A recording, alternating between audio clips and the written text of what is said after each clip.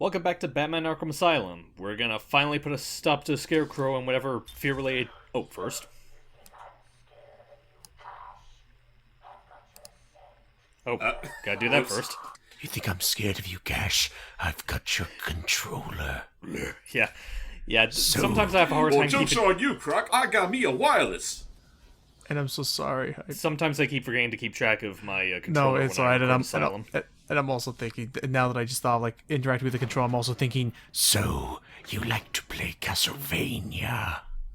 Okay, now, anyway, as I was saying, we are finally down here. We're gonna put a stop to Scarecrow because, again, while we're on our way to search for Croc, he's gonna take his fear toxins and dump it here into the Arkham sewers because they lead right to the waterways of Gotham. so he's just gonna stab the river with his gloved hand, or oh no, he's carrying a bag. He's carrying a bag. Yeah. How many times throughout his career has he done something like this, or tried to do something like this? It's unfortunately the only real efficient way he has of like disseminating fear. Big talk. Speaking of fear... Here comes the Croc. And that pretty much ends... No, that is not your approved meal. That right there pretty much ends all of Scarecrow's relevance in this story. For now, Because he gets sent right in the drink. Yeah. it's almost like without his fear toxins, he's literally just a psychiatrist with maybe a mean uppercut. I have no idea if he actually. Yeah, it's like, that's honestly the... Oh, I forgot. Gotta climb up this way. Yeah. That is honestly just kind of the thing when it comes to, like, Scarecrow. And we talked about it. I know Jordan heavily disagrees with it, but the thing is that, like, when you really take away his means of, like, manipulating someone's fear, he's really just, like, a cranky, angry man. Yeah, I mean, remember, you guys have probably seen how much of a dork he looked outside of the mask in the animated series. Right. Oh, there's definitely. that. There's the, as some people have put it, oddly charismatic look he had in the Nolan trilogy. Yeah, I mean, yeah, Killian's a really good actor from that, from what I remember. Not we- Killian, what's his name again? No, Gillian Murphy. Yeah, you're right. He was Gillian Okay. Murphy. So, yeah, ladies and gentlemen, like it or not, this is a part of the game, and we must cover it. This is the Killer Croc section of Arkham Asylum. Yeah. So yeah, basically, what we're doing here is that, like, just as a reminder, we're going through Croc's lair because there are a bunch of spores that grow down here that we need to pretty much create an antidote for the Titan. The situation is that Croc's home here is basically a labyrinth. So we're basically having to do like a little hot-cold scenario to help us find the spores that we need for the antidote. Whoa, that is a big bat symbol right there. Hopefully it'll be put to good use. And by the way, if you do try to pull out your detonator, Batman will actually refrain from setting it off. Yeah, because that is going to be, like, something he'll use for later. Oh, yeah, and the no, thing right here is that, like... Go ahead, I was about to say... The thing right here is that, like, you'd have to be careful because, like, your movement on these planks will send off, like, waves in the water so Croc will know where you're at. So you're supposed to go through them, like, kind of softly, but still quickly so that you won't throw anything. It's a crouch And walk. yeah, crouch walk. And then we have another issue that comes up. Periodically, it's supposed to be in, like, scripted events, but periodically, Croc himself will try to catch you. All you really have to do is just Oops! Oh, not do that. roll credits. I will admit that is a bit of a fault on my end, because I thought the quick battering would have automatically targeted his collar. You do have to, like, hold it and manually target it. Oh, you got more than just your scent. Yeah, so I guess I should ask now, right there, like looking at that especially, how many unique death like cutscenes or conversations are there in all this? Quite a few, actually. I think every move gets like 2 or 3 at most. But yeah, basically all you have to do is just anytime Croc pops out of the water, just throw a battering at his collar and he'll get knocked out. I do want to talk about one instance, though, because, like I said, there are some... Wrong way, Batsy. Yeah, I know. There are some areas... They're the wrong way! Yeah, it's been a while since I played this No, part. you're fine. You're fine. They described it as a maze, but yeah, continue about the Croc thing. Oop. Okay, so basically the thing with Croc is that, like, I'm pretty sure he's supposed to come out in script during, like, very scripted parts of this maze segment.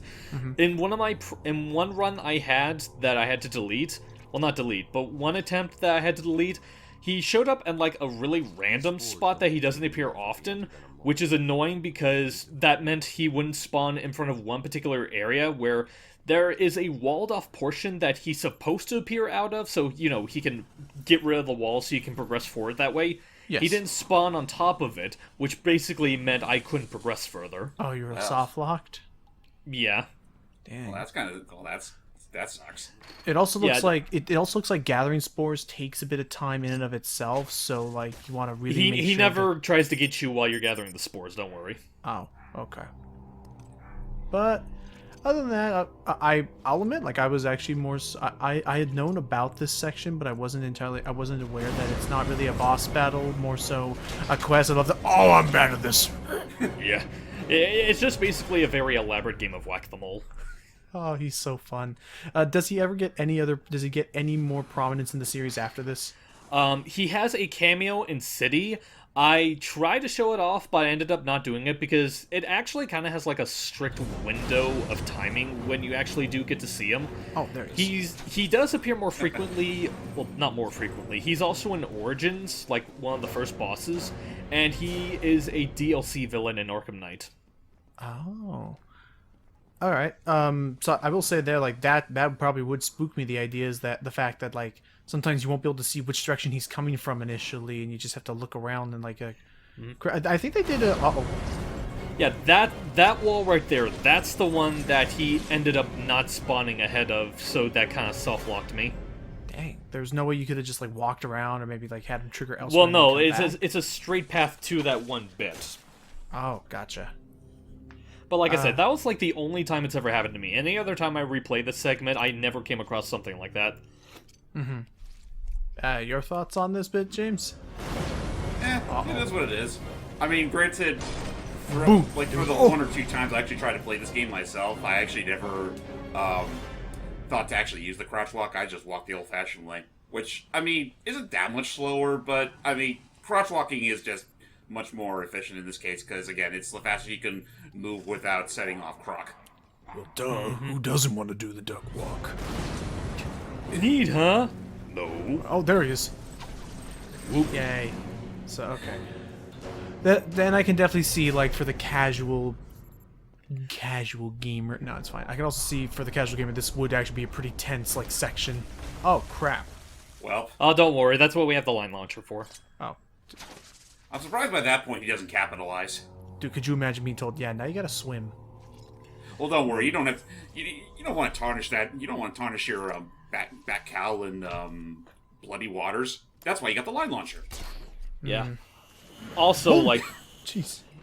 Yeah, that's another one. Anyway, another thing is that, like, if you, like, just fall into the water, even by time to run. accident, that does count as a death. Well, and this is another thing that also happens randomly. Like, there'll be segments where he'll actually try to destroy the platforms that you're walking on, and you do have to run ahead, because if you just walk through it, he will catch up to you. Well, of course. Easy does it. Oh, where's he coming? Oh, hey. There you are. Dang it. Oh, whoa. That could've Okay, been real a close talk. one. You really much landed on your flooring, so that should have got you too. That would have sucked. And oh, time to keep moving. I guess I should ask real talk. Like, do you remember when first playing this? How many times this section took you hype? I don't remember it actually taking me, like... I might have, like, accidentally stumbled here and there, but honestly, like, it's really not that hard of a segment. Like, the only thing I can think that might get you on the first time is, like, trying to get a good handle of the whole hot and cold system, but it's really not that hard. It's just boring. The more stuff to think about it, every time you throw your batarang at his collar and it literally makes him tumble and whatnot, that thing's still shocking. So The whole water's... I was gonna say I never see the batarang return to you after you've thrown it at his collar, but hey, now we got enough. well he's got like limitless amounts of that stuff in his utility belt. Oh, Anyway, we we're about now- to- yeah. Yeah, so basically, that's the reason we planned that thing at the beginning, because we're going to use that to pinpoint our way back, now that we have all the spores, and don't mind that. One I think that meeting was later. also, like, another time. It might have been, like, a different wall, though, with soft luck. That's probably why I did that. Anyway, now we just want to make it back there, but Croc is, still going to be gunning for you, so be sure to be mindful, and again, keep an eye on the hot cold. Yeah, not to mention the fact that at this point you're literally going through your whoa. Oh, jeez. By this point, you're pretty much going through your longest stretch, so this could take a bit. Yeah. Oh, but I mean, there's almost like I mean, there's no like sense in like having to really worry about. Do you still need to really worry about minding your step, or? At this point, I don't think you necessarily have to, but I think it makes it so that he doesn't spawn as frequently. Gotcha. Right. It is also very well possible to get through a good chunk of this maze with the line launcher, but you also have to be wary of the times where Croc will try to. Yeah, basically, you kind of do have to like memorize the particular layout of the maze if you want to go through it. With Okay, I'll just the line tumble launcher. down now. Eddie, what were you saying? No, well, I kind of said it's like you could technically do it with a line launcher. However, that would require you pretty much memorizing the layout of it, just so you'll know how to get through it efficiently. Yeah. I imagine it would make for decent speedrunning tech, assuming you can't, clip your way through the section in the first place. That is true. I actually haven't really went out of my way to see how speedruns of Arkham Asylum are. What I want to know is if it's even possible, considering how railroaded this game is. Well, I mean, I don't see why not. I mean, like, that's the thing about the speedrunning community. Like, what am I trying to say? That's the thing about the speedrunning community. They won't take no for an answer when it comes to railroading. Yeah. I mean, thankfully, this isn't one of those kinds of games where you're running under its own internal clock, kind of like, say, Majora's Mask or Dead Rising. Yeah, like, how exactly would games like that work speedrunning? It really wouldn't work all that well. Okay. Especially in Dead Rising case, considering everything is literally on the dime. Yeah, but yeah, now we're in the final stretch here. Like, once he does that whole, "You can't run from me," that pretty much means you're almost done with the labyrinth. Says you, Croc, and he starts running. Yeah.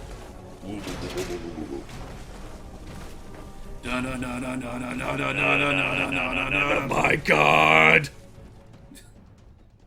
Okay, so be prepared for this bit because, Oops. gotta time it just right. Yeah. He actually will... He will tell you when the timing is to hit it, and it actually is possible to, like... Yeah, right now. Because if you do it too early or do it too late, Croc will actually get you. Yeah. Don't worry, he survives, though. Well, yeah, he always does. You again, I wasn't looking. Very funny. Anyway, so yeah, now that we found all the spores that we needed from his lair, now we just have to go back to the Batcave and use it to synthesize an antidote for the Titan. So let's fast travel away. There is no fast travel. Yeah, if only we're that easy. Yeah, honestly, I don't think fast travel becomes a thing until, I think, Origins. Yeah, and I don't even know if Night brings it back. Yeah, sorry, Well, continue. I kind of think of it. I don't think so, considering probably not Night, considering the fact that they put a lot. That's a game, from what I remember, makes a lot of use out of the Batmobile. So Yeah. Which, the Batmobile is inherently fast, so I guess you wouldn't really, like, rely on it too much. And yeah, no. Well, actually, I had a surplus, I had to use them somewhere. and they just droned on and on. I mean, seriously, I thought Harley talked too much. real talk. Two things. One, actual real talk. Yeah, I actually do it again. I wasn't looking. I actually had to. Somebody had brought in like a snickerdoodle cookie, and I was like, oh my gosh, yay! I love those. It was hard as a rock. Snickerdoodles. Imagine so. So nuts. So yeah, it was hard as a rock, not too pleasant, but whatever. We took care of Killer Croc. Also, I was gonna say, Joker to me absolutely seems like the kind of guy who would like be twisted enough to make chatter teeth out of actual old people dentures. Oh, of course. Hell, he probably would go out of his way to literally make them out of even the younger generation's teeth. Learn to take a joke. Like, he kidnaps some people, and, like, he dressed as a dentist, because of course. He And has he'd be to like, because- don't take this personal, but I have a shortage. No, he absolutely would. They say that the young kids are the way of the future. I just find that a load of chatter, and then he just starts doing the. Oh, yeah, I see what you did there. One of my favorite quotes from of all things this horror game called Outlast. Sounds familiar. It's that one where it's all first person. It was typically portrayed from the view of a camcorder with night vision. You're going through an insane asylum. So a Blair Witch knockoff. Exactly. So what was it? So the game. So there's this fun there's this fun doctor / patient who went insane and started really he was super surprisingly strong and everything, and he's this surprisingly like has this fun charismatic tone to everything he does, but sounds kind of like the Joker in a lot of ways. Where like he's like wheeling you past some inmates, and one of them's going with like his mouth like open agape, and he's like, "I'll be quiet. You weren't putting that tongue to much use anyway." And then as he's walking past, he's like, "Actually, you know, truth be told, I just didn't like licking my own stamps." So I could see, I don't know, I could see Joker being in a similar situation if it was rated R. Which I don't. Oh, I guess we could talk about that now. Oh, yeah. Okay. I just want to make sure it wasn't fading to black as though the video was over. No, you're fine. Go ahead. No, we're just currently in the process of making the antidote. Oh, right, the actual thing that wins the game. What are your guys' thoughts on that new Robert Pattinson Batman trailer? I haven't watched it, but It's a trailer. I mean, so far it sounds like a lot of people are interested. I was skeptical at first hearing about Robert Pattinson, mainly because, you know, his whole claim to fame that I could think of was Twilight. But then another movie with him came out, The Lighthouse, really nice thriller horror movie. No, Poison Not Ivy. only did they reach the Gotham Riddler, they reached the Batcave. Ooh. Crap. That's right. We do have to deal with Ivy too, since, as a reminder, she did have time as well. So we just need to get this. So yeah, she's our first. Like, we need to get this antidote to her first. But thankfully, in the process of her wreckage, it apparently cleared the way for Batman to get a couple of parts that he needs to give us the final mandatory weapon, or the final mandatory gadget that we need for this game, which is basically an upgrade to our Batclaw, which not only will it, like, tear off, like, grates a whole lot easier, it can also attach to weak walls and pull them down. How am I going to fit this into my utility belt? I don't know how we're gonna fit this. Also, so is this basically gonna be almost a replacement to the explosion gel? No, it's basically a replacement to the Batclaw. Well, it's more an extension to the Batclaw than anything. Well, Like, for example, if I could find the... There it is. aha. It's so dark in here, I need to enlist in some lighting. Whoa, that's an ultra claw if I've ever seen one. Yep. Jeez. With my Batman strength, I fear no man or bat. I have the strength of 10 Batmen. I almost thought you were going to say, I have the strength of 10 bats. They will come to fear me. He fears no man, he fears no bat. But does he fear the Man-Bat? oh yeah. Which again, I imagine not. He's dealt oh with them my enough gosh, I times. completely forgot to show you guys that Easter. Okay, I'm doing that after this part. I'm gonna Wait, make what was that? the Easter egg of Man-Bat in Arkham City. You mean Arkham Knight? Arkham Knight. That's what Well, I I was meant. about to say, like, well, I know he's in Arkham Knight. He has a whole side quest dedicated to him. So I will find it, and I'm making a mental note to myself right now. I'm pulling it up. But we have a I'm actually surprised this is the first time we've actually had a legitimate gliding, like, required gliding puzzle. Yeah? I'm pretty sure this isn't the only one we've had, but this is definitely the most extravagant one we've had. Well, there's been a few instances where you need the glide, but this is like the only time where it's like outright, no, you need to beat the game, which, if you pirated the game and you somehow made it this far, you are boned. That's right, because if you had a pirated copy, your glide function don't work. That's right. Or doesn't work as intended, so yeah. You No, I'm pretty sure it you just doesn't literally work, stuck. period. Oh, I mean, okay. either way, that's just proof that you should probably buy the game legitimately, Sonny. Yeah, and you should. And I think last I checked, like, the game itself is actually pretty cheap nowadays. Like, I think you can get it on Steam for like $10, can't you? I want to say you can. Like, I think you bought the collection. You bought one of those collections, Logan. Do you remember how much it costed? Which one? The Arkham collections, the one that had Asylum, Oh, City, and I Night. didn't buy the collection, but I had seen it going on sale, and they were selling each game individually for $5 a piece. Then yeah, I'd say it's more than worth it. So, yeah. Can you? I mean, I guess I should impose that question. Like, can you think of any other company besides Nintendo that actually doesn't, actually do price drops for their games, let alone do big sales for them? I don't know. I'm. Well, I know Sega's been doing that pretty recently. Well, no, he means like, do you know of a company that is so stubborn in their pricing that like, because I mean, Okay. because I never mean, mind. not for better or for worse, I can't think of any other company offhand besides Nintendo that is very maybe stubborn's not the right word, adamant in their pricing decision. Even though I agree that you showed that plant wet fur. Even though like I mean, I'm sorry, like, if you're still selling any sort of physical, like, I'll be honest, I don't think Mario Odyssey is worth $60 right now, just because it's been out for so long. Well, I think it's also just a matter of, like, it's just so jam-packed with stuff to do. I mean, that's true. Okay, Breath of the Wild absolutely could still be $60. There's a lot in that. Like, I don't know, like, stuff like you can still buy 1-2 Switch for its full price. That I'll agree should be price dropped to hell and back. Or, like, I don't know, like, stuff like the Labo I can understand because it's physical, like, there is actual, like, physical, like, production costs that go into creating all those little pieces. But, yeah, I'm just thinking, I can't think of any other company that, oh, crap. A part of me does kind of like this sudden outburst from Oracle there. It's like She's finally, a giant like, had Joker. enough. I love that. It's like a giant Joker robot. What do you think this is, Batman Ninja? I still want to watch that. It looks really cool. I do too, actually. Like, You haven't seen it yet?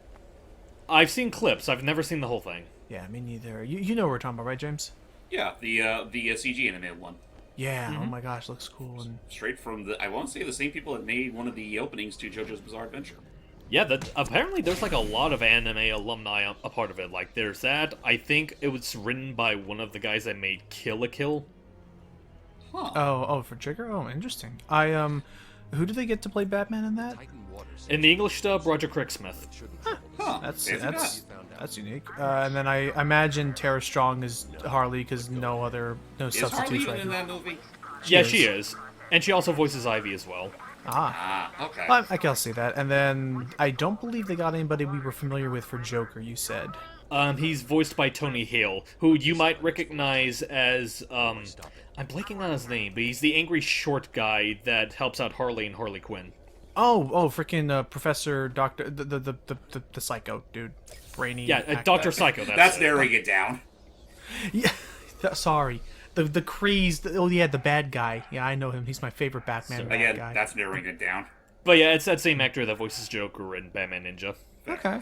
Actually, speaking of anime infused Batman properties, have you fine lads ever seen Gotham Knight? And I'm not talking about the recent game that got announced. I'm talking about the thing that came out probably around the same time as the Dark Knight, actually. Oh yeah, no, I like, saw that. It was really fun. I haven't. I've seen bits of it. It's pretty interesting. Like, it's supposed to be like an anthology that's meant to be in the same universe as the Nolan films, which I kind of find hard to believe given what happens in those shorts. Yeah, and I mean, it's hard for me to say, really, because I actually never really bothered to watch the Christopher Nolan Batman movies. Mm-hmm. I mean, they're good for what they're trying to do, but they're very much an acquired taste. Yeah. I thought it was really neat. All of the I thought it was neat all the different art styles and like animation quality that we saw going into it. Yep, all of which were done by anime studios. Most prominently, what featured were Madhouse, Studio 440, and I think one of them was done by Production IG. Yeah, and they had Kevin Conroy in that, and Oh yeah, Kevin Conroy was the voice of Batman in it. Oh yeah, Kevin Conroy voiced it for all of it. yeah, stuff like that. No, absolutely great work on that. Also, I mean, weird as it's going to sound, I mean, it's kind of amusing to see what it's like to portray Bruce Wayne as a freaking shonen protagonist, There was while that. still having the freaking animated series voice. Right. With the way he acts, he might as well be a shonen protagonist. Seriously. Aha. But like, there was that. I love the Deadshot short that they had as part of that. Like, I was real quick. If you really want to make a humor scene there, I think you could have used the backcloth to pull those two mooks down. can you do that? I didn't think about that at the time, but you're right. I totally would have. Nah, Yeah, it's that fine. would have been made for great bat stick. Yeah. I'm trying to remember which anime movie it was that had like, what was the anime movie called when it? Oh, maybe it was Dark Knight Returns. I'm thinking of, or Gotham Knight Returns. Wait, Anime are you one talking where about the one Batman- that's based Go ahead. with the old Batman? Yeah, old Batman. Yeah, it's Dark Knight Returns. That was it. Yeah, I remember also really enjoying that one.